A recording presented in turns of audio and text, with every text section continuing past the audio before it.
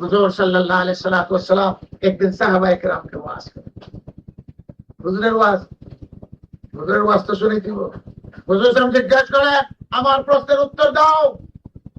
সাহাবায়ে কেরামকে, আইয়ুকুম আজাবু ইলাইকুম ঈমানা, আশ্চর্য ধরনের ঈমান কার? এটা প্রশ্ন রাখলেন হুজুর সামনে, সাহাবাদের মজলিস। উত্তর দাও, আশ্চর্য ধরনের ঈমান কার? আশ্চর্য তো বুঝবে, ছোট বেটা 6 মাস, এই বড় পালা, তাই কোন লেডি দেখলে ফিরিয়া চাই না, এই ওই যে গুড়া পোয়া। এটা কোনো আশ্চর্যের ব্যাপার হইল? এবারে কিতা বেদি বুঝে, বেটাই বুঝে, আর আপনি খুব প্রশংসা করতেছেন, তাই বড় পালা, এই যে গুড়া বেটি দেখলে ফিরিয়া আছে। এটা তার লাগে প্রশংসা করি, এটা কিতা আশ্চর্য? কিতা বুঝে না বুঝে, এর লাগে আশ্চর্য এই কথা যে এক দাঁড়াতা কিন্তু কান্দে না, কুন্দে না, আর মারে কষ্ট দেয় না, বাপের কত হয় না, আর নমাজের টাইমে আল্লাহ, এই লেখা আশ্চর্য। বেটি দেখে না, এটা কিতা বুঝে বেটি আর আশ্চর্য ঈমান কার?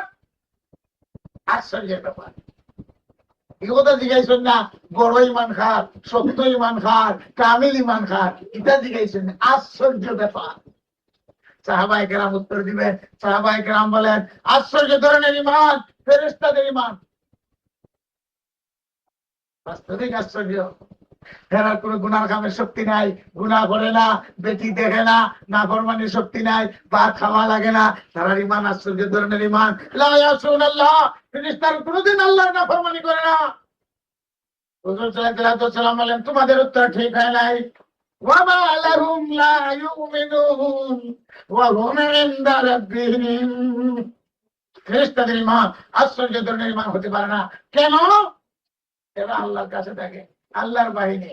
ঈমান আনলোই কিতা আশ্চর্যের কোনো ব্যাপার আছে? তারা আল্লাহর কাছে থাকুন, আল্লাহকে দেখে থাকুন, আল্লাহর বাহিনী।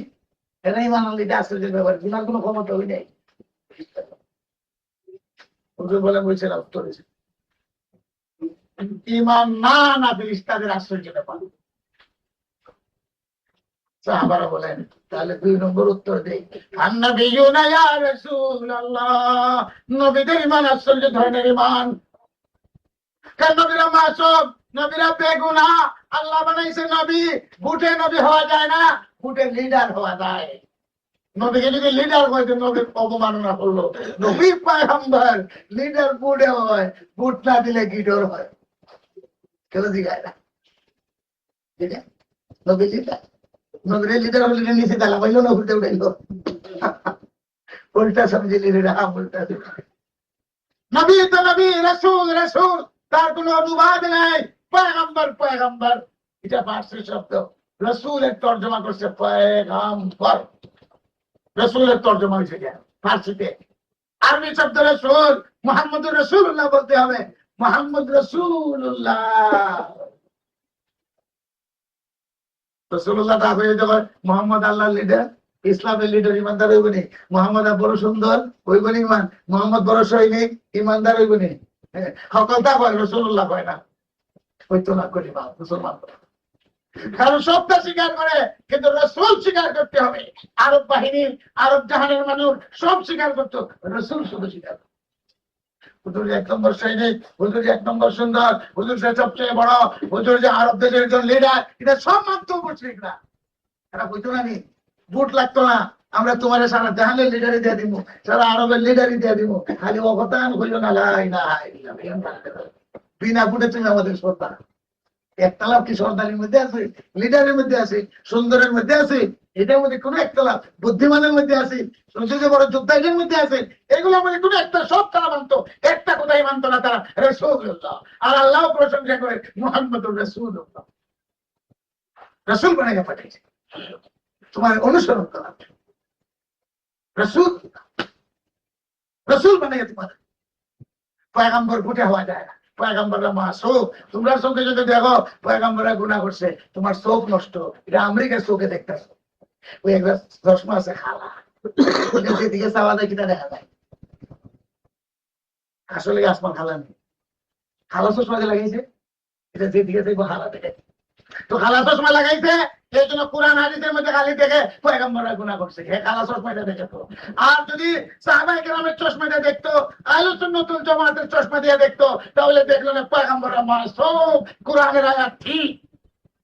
আমেরিকার চশমাটা দেখে, খালা চশমাটা দেখে দেখে খাইলে পয়গম্বররাও তো গুনাহ করছে, হে ছবিটা দেখে তো পয়গম্বররা আসলে গুনাহ করছেন না। আল্লাহ বলছে ওই আল্লাহর অধিকার আছে, এটাও বুঝে না, অতখান বুঝবার ক্ষমতা নাই। খারাপ করা করলাম না, আদম আলাইহিস সালাম কইতো তুই গুনাহ করলাম না, আপনি কত বড় তো কি আদম আলাইহিস সালাম কইলা রাব্বানা জালাম না, তুইও কইতে দেখা দেখি বাবে কই পুত্রে মাইরা লাইমু, তুইও কে মাইরা দিবে নাকি?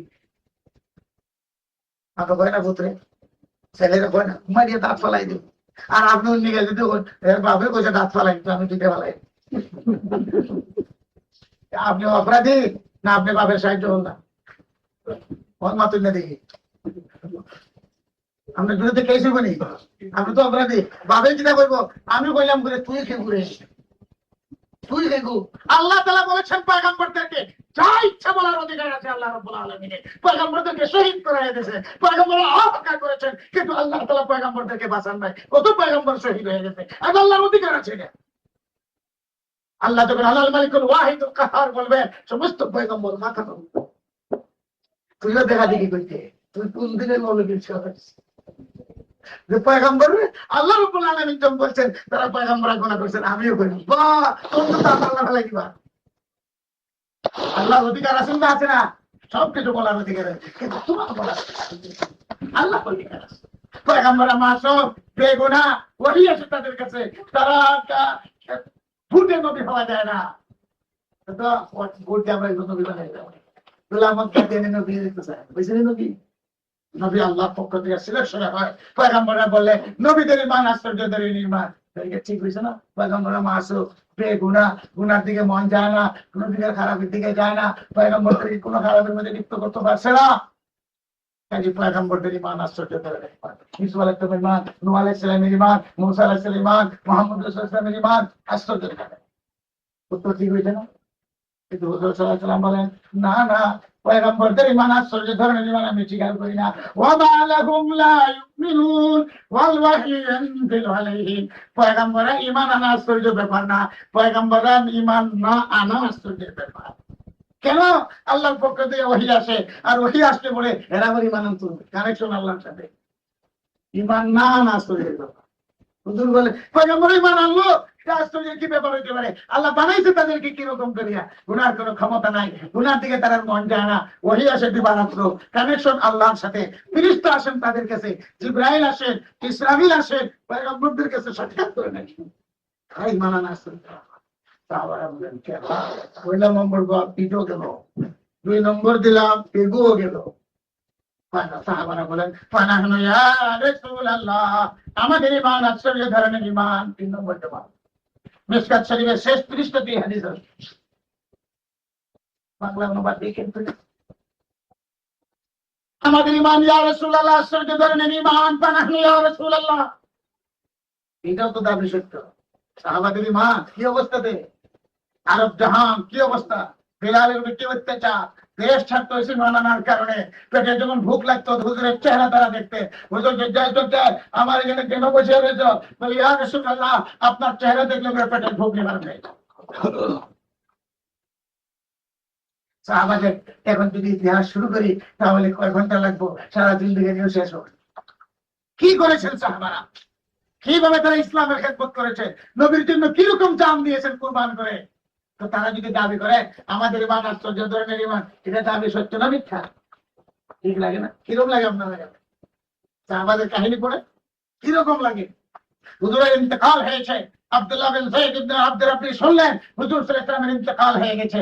আব্দুল্লাহ ইবনে যায়েদ ইবনে আব্দ রাব্বি বলেন যে চক্ষু দিয়ে বেদিন পর্যন্ত রাসূলুল্লাহ সাল্লাল্লাহু আলাইহি ওয়াসাল্লামকে দেখেছি, আজকের দিনের পরে যখন আর নবী দেখবো না, এই নয়নে তো আর চক্ষু টাকার কোনো দরকার নাই, আল্লাহ আমার চোখ নষ্ট করে দাও, আর দুনিয়ার কোনো জিনিস দেখতাম চাই না, যে চক্ষু দিয়ে হুজুরকে দেখছি, আর যখন হুজুর আলাইহিস সালামকে দেখতাম না, আমার চোখ দিয়ে দিদি বাচ্চা খেত আমার বাগান পিন্ডিক দেখার আর কোনো দরকার নেই, দোয়া করে চোখ বন্ধ।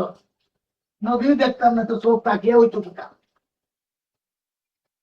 দোয়া করিয়া সব নষ্ট করে কিরকম এসকার মহব্বত ছিল তাদের ইমান আশ্চর্য করে দিতে পারে মানা হয়ে যাওয়া আছে হুজুর সাল্লাল্লাহু আলাইহি ওয়াসাল্লাম বলেন দোয়া হইছে